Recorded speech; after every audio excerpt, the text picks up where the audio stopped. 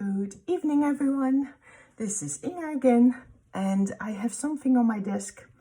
And after watching last night's video, I realized I had a little bit of a problem, that it was not close enough on the work surface, my camera, and that I was totally out of picture, out of camera every now and then. So this is another test, and I'm hoping that tonight will go better.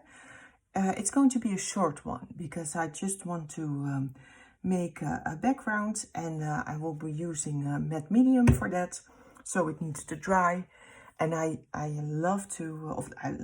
like to dry things with the heat tool, but then afterwards put it in a really thick book so it has some weight and it can really dry thoroughly.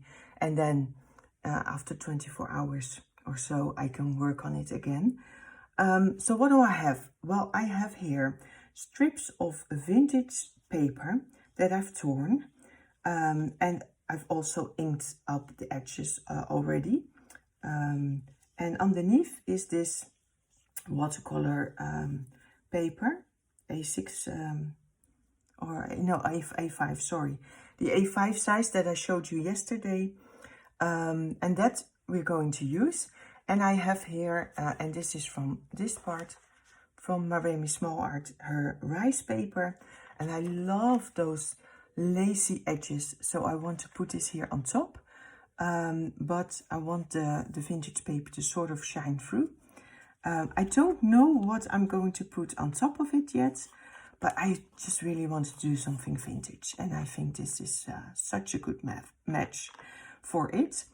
So what do we need? Simple watercolor paper or mixed media paper, vintage paper, obviously, that you can tear up in strips. And I'm just going to show you how it sort of looks.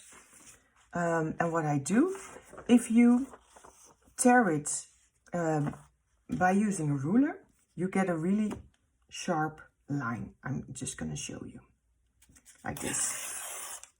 See, you can almost use this at the border or at the top, whatever you want. But if you don't want that, what you can also do is just simply let it go a little bit, and you get more, yeah, I call them mountains, but you get sort of this edge. And to put it in strips, I really like that. The problem with this old paper is that it's very brittle, some more than others. And so you have to be really careful with the matte medium that you don't put a lot of pressure on it, because it might tear, and but hey, you can always cover it up with another piece. And here, as you can see, this is old ledger paper. It has these red stripes, and I found that if you wet them with matte medium or with paint or whatever, that they bleed through. I don't mind because it comes with the package, and I love it because it's, to me, that's natural. But if that's a problem for you, because it can get quite pink, well, then you have to use something else. And of course, you can also use not so vintage papers, but just like books from the 70s or you know, what have you, whatever you can find. With thrift stores, if you hear outside, that's the cats from the neighborhood calling each other. This is old encyclopedia from France. I try to get cheap paper as much as I can, and sometimes you have to look a little bit harder, but you know, a book goes a long way. So that's what we're going to do. I'm going to fill up this little bowl with a little bit of, yeah. I have a really soft brush that I'll use, and I'm going to put this out of the, I'll start at the top, because that way I can play a little bit with how I'm going to do things. I'm not going to go all the way through the top, because that's where this is going, and I want to see it. So there we go. in this case, I'm going to put matte medium on the paper. The tape is on my media mat just so I know where I need to stay and that I don't get out of focus. And then once I'm just gently covering this with the brush. And then I'm moving on below that. And if you do this gently, you will get an even coat on your paper and it will stick. And I trim the edges, so no problem. See, it's already starting to bleed. But yeah, that's part of the game. Just make sure that you are covering the edges. And I'm using a lot of matte medium, too much. You can already see it getting a little bit brown from the distress ink. And there's enough on my brush, see? So I can easily... Now the good news is that because it's watercolor paper, it can absorb a lot of this. But it will still buckle. So that's why I leave it overnight when it's dry in a book. And what I usually do is I put it like within freezer paper, because the freezer paper protects it from sticking to the pages of the book that you leave it in.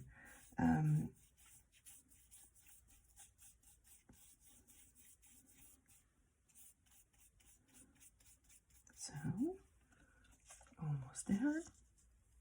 I mean, look at it, the font, the color. They just don't make that kind of paper anymore. I just, oh, such a... I'm gonna use it so you can see it a little bit better.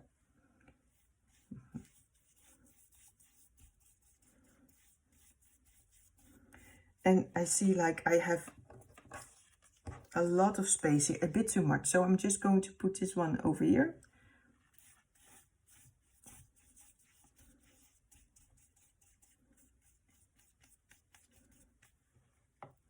Because I don't want it to. And then here, the last one.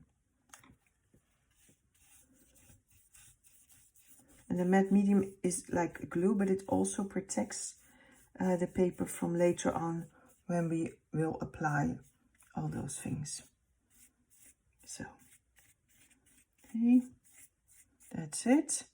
Okay, put your brush away in water, or what you could also do is take a little baby wipe and put it in there until you're completely finished. I'd like to do that because I'm going to trim the edges now and I might need it later. I'm first going to trim the edges because before I put the rice paper on, and it doesn't need to be like exact. I hope you can see this. But you can get a better, you can cut it up later. You know, cut it exactly to size. It's just so we get a glimpse where we are going to put the rice paper. I don't know about you, but when I see those gorgeous papers, I'm always sort of afraid to use them. And I like to, see, this you can put aside. Now I'm going to get a little bit of a baby wipe out in here and clean this, because I don't want my paper to stick to it, and there is some matte medium here. So I'm just going to give it a quick rinse. Ah, that's my cat. She is obviously, because she hears me talk, she thinks I'm on the phone or something. And then she always wants to come and have a look. Her name is Lily, and she's lovely. See, there we are. And now let's just put this on and see how it goes. Yeah, I like that. Let's do it. I'll take the brush again.